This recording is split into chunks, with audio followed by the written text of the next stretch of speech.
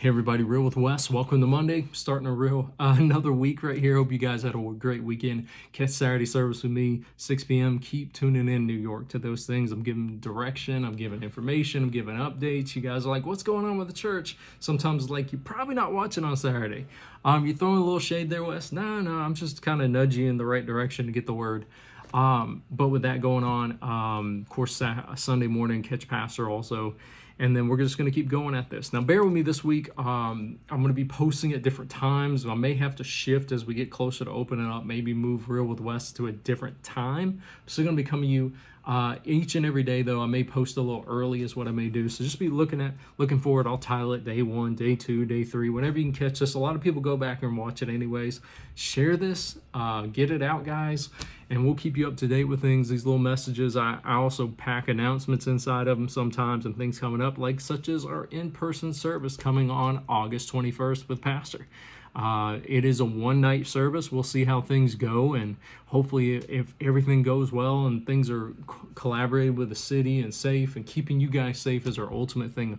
We'll say what the next step is, but we're definitely going to have our usual 6 p.m. Saturday service. August 21st. The location, we will update you on the location. It will be in Manhattan. It will not be at the Paradise Theater. We'll explain details, get that all out to you guys. But just know if you show up at the Paradise Theater, nobody's going to be there on August 21st. So we're going to launch out the address, all those different things. Just be looking for that. But 6 p.m., August 21st. I'll be there. Look forward to seeing you guys. Pastor will be there. And then, of course, we're going to have a great service. We're going to stay safe, whatever that is, masking up, social distance, whatever we can do just to be there and enjoy the word is what we're going to do ultimately at the end of the day. And we're going to have a great time. So be looking for more details on that. And let's get into this week. So, man, this God's had me on this thing, and I've been grappling with it, how to go about it. There's things in me, and not trying to let frustration sometimes get on me. I can look at news, look at situations, look at people, see social media, and it's like, whoa, this is a lot. And setting that aside for a moment and speaking from a place of, okay, God, what do you really want to say, and what do you want to encourage people with, but also direct people. This week, I want you to really pay attention so you can guard your heart. God has had me on this thing, and I hope you keep connecting with me on Saturday to grow in this, is to defy self-centeredness. I may even retitle it later again, but I really want to talk about this week. Can you see others? Can you see others from their standpoint of view? Can you see others outside of your self-centeredness? Because James talks about here in chapter 3, verse 15 and 16, talks about where there's jealousy, where there's envy, where there's strife, there's confusion in every evil work. And it talks about in verse 15, this is not the wisdom of God. So there's a level of jealousy and strife. There's a wisdom to it. There's a cunningness to it. It's broken wisdom. It's fallen wisdom. It's deceived wisdom. It leads you into thinking this is a way that's right. And even the Bible talks about there's a way that seems right to people that leads to death, or destruction is ultimately what it leads to, would be a translation for that. And that's what the enemy wants us in, this place of me, self-centeredness, me above others. Because when you say it's all about me, it comes at the expense of someone else. Every time it comes at the expense of someone else. And that is not how Jesus walked on this earth. Jesus came to serve and give others the advantage, not take the advantage. The Christian walk is all about dying not to you who you are. It's about discovering who you are, but dying to your self-centeredness. And there's a difference in that. Dying to the disconnecting. When we say dying, a lot of times, death is separation from, actually is a different word for it. So you're continuously, as you mature, and we'll get in this later week, you're separating yourself from me first. It's all about me. It's doing things that safeguard me, that protect myself, that protect my ego, that protect my insecurities, that protect my way of thinking, even if it's at the expense of being wrong, that protect my privilege, that protect my entitlement. The list could go on and on and on. All of it falls from a place of, I don't trust God to take care of me. I don't trust God to take care of me. There's so many things going out there right now that is drenched in me first. There's so many power grabs going on right now that's drenched in me first. And the first person that says, and I'll get in this later, like, oh, I'm on this side of it, I'm on this side of it, I'm on that side of it, you're probably wrong. And that's your self-centeredness talking.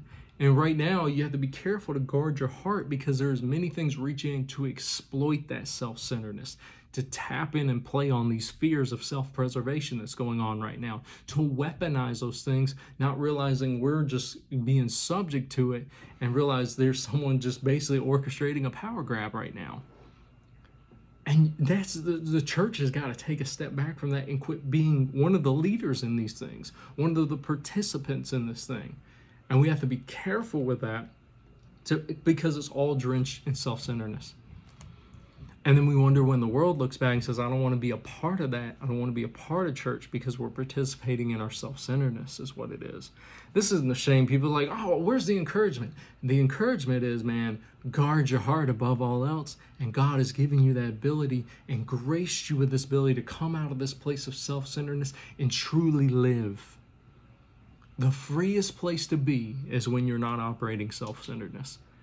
When you can give up your self-centeredness, man, you are free, because people can't manipulate you. People can't control you right now. People can't coerce you into things, is what it is also. And people are like, man, well, why don't you address the political things? Well, we may get in that a little later this week, but let's just address you as an individual, because we can't necessarily immediately control all those things. The immediate thing we control in this moment is right here. And if I set you in this right filter, because when you want to jump into, well, what about the political side? What about this? Many times that's what I'm trying to get you out of for a moment. And if we can get you to step back from that a moment and say, oh, let me look at kingdom of God minded. Let me look at eternity minded for a moment. You can judge it like this. That self-centeredness right now is what I'm trying to get people rather be a political party or be identified with a nation over their Christianity. And they're saying it's Christianity, but they don't realize they're identifying more with the fact I'd rather be identified as an American in a political party. And then my Christianity is coming subject to that. And we got to reverse all that. But it comes out of that. We got to step out of self-centeredness is what we got to do. So with all that being said, that's why I don't want to get into any of that.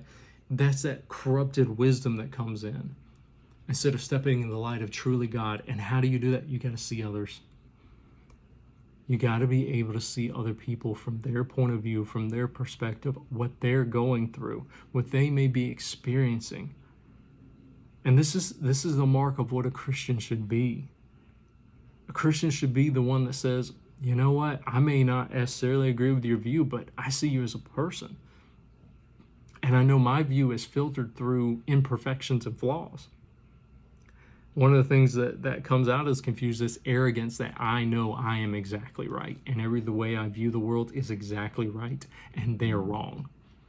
As soon as you step on that, you have entered into that, once again, that place of self-centeredness. Because the ultimate thing it wants to put in front of you is pride. Every bit of self-centeredness will masquerade, this jealousy, this corrupt wisdom will masquerade in pride. And when you see the arrogance of, I know better, I know this, and it gets really proud and really loud, by the way, you know that's self-centeredness. So why, Wes, why are you pointing this out? Where are you going to defy it? Because I can't tell you what that's going to be individually. You have to look inside your heart as the Holy Spirit speaking to you while we're talking right now, as He leads you and say, I'm being self-centeredness. I'm being selfish with my marriage. I'm being selfish with my kids. I'm being selfish at my workplace. I'm being selfish. And the biggest way to do it also is quit looking at what they're doing. Look at what you're doing. And the reason I have to say that's hard, but it's the way out of it. Many times the way out of your pain, the way out of your hurt, the way out of your grief, the way self-centeredness is a cage. And it traps you here. And here in your heart is what it does. And it traps everything the enemy wants to inflict on you. Remember, that's that confusion. It comes with the pain. It comes with the emotion. It comes with all the toxic thinking that can be flowing, trying to get you to say, look at it this way, look at it this way, painting a narrative, a false narrative. And the way to do that is step out of that self-centeredness. And then there God can minister to you, shift you, and position you in a place to truly minister to others. So, all right, let's get into this. I just laid the foundation. I went almost 10 minutes here. Well, did to go 10 minutes. Keep tuning me with this week because it's a lot to get into. I may preach a message on this later, but it is what God has been dealing me, is to pour out and minister in an overflowing place of defy self-centeredness and live in true Christianity. Live free is what it is. There's true liberty when you come outside of your self-centeredness, is what that is, man. And really, especially as we approach, if this really truly is the end times, we need to be focused on ministering to others, and that's going to become loving others and putting others above ourselves is what's going to do that. All right, guys, I'll catch you tomorrow.